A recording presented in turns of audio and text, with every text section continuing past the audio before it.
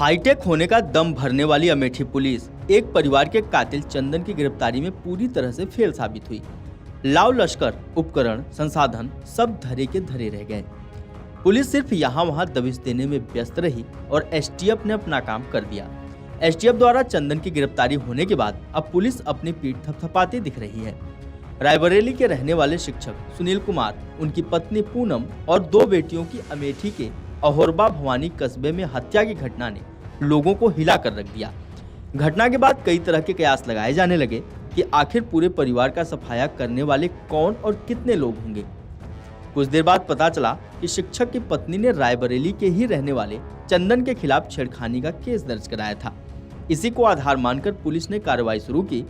कुछ घंटों बाद ही स्थिति स्पष्ट हो गई कि इस घटना में हत्यारोपी चंदन जरूर रहा होगा। देर रात मृतक शिक्षक के पिता ने चंदन के खिलाफ ही केस दर्ज कर दिया। ऐसी स्थितियां साफ होती गईं और पुलिस ने चंदन की तलाश शुरू की, लेकिन उसकी परछाई तक नहीं पहुंच पाई। सीसीटीवी फुटेज खंगाले गए। पुलिस ने चंदन की तलाश में पूरी ताकत झोंक दी, लेकिन कोई सफलता नहीं मिली।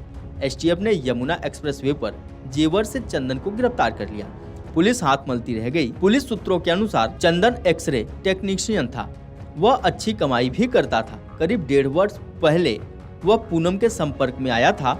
चंदन पूनम पर खूब पैसे खर्च करता था। चर्चा है कि चंदन ने करीब 10 लाख रुपए में रायबरेली के इंदिरा नगर में पूनम के नाम 2 बिस्सा जमीन भी ली थी, जिसमें चंदन व उसके रिश्तेदार दीपक गवाह थे।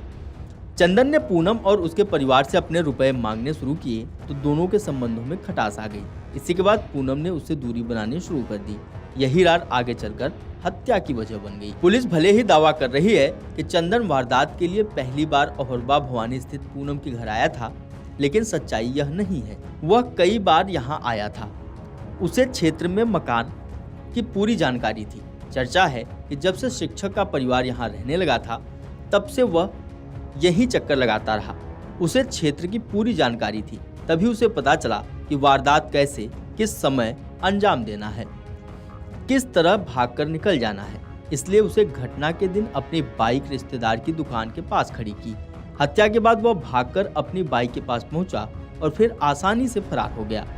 पुलिस मुठभेड़ के बाद शनिवार सुबह चंदन को जिला अस्पताल से सीएचसी ले जाया जा रहा था।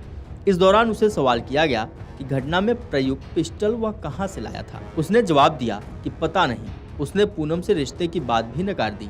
बच्चों की हत्या पर बोला, मुझसे गलती हो गई। आपको बता दें, शिक्षक परिवार की हत्या के लिए चंदन ने देसी पिस्टल का इस्तेमाल किया था। 2 मैगजीन भी प्रयोग की थी। चंदन ने 37,000 रुपए में पिस्टल खरीदी थी। सूत्रों के अनुसार चंदन ने अम्बेडकर नगर से पिस्टल खरीदी थी।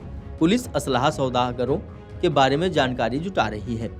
एएसपी हरेंद्र प्रताप ने बताया कि पुलिस के पास अहम साक्ष्य हैं। चंदन ने ही सभी हत्याएं की हैं। उसके फोन की सीडीआर निकाली गई तो लोकेशन घटना स्थल पर मिली। घटना के समय उसने बाइक जहां खड़ी की थी वहां भी लोगों से पूछताछ की गई। वारदात में जब चंदन का नाम प्रकाश में आया तो पुलिस ने फौरी तौर पर चंदन के परिजनों से संपर्क किया। चंदन के भाई से पूछा तो उसने बताया कि चंदन कहीं गया है।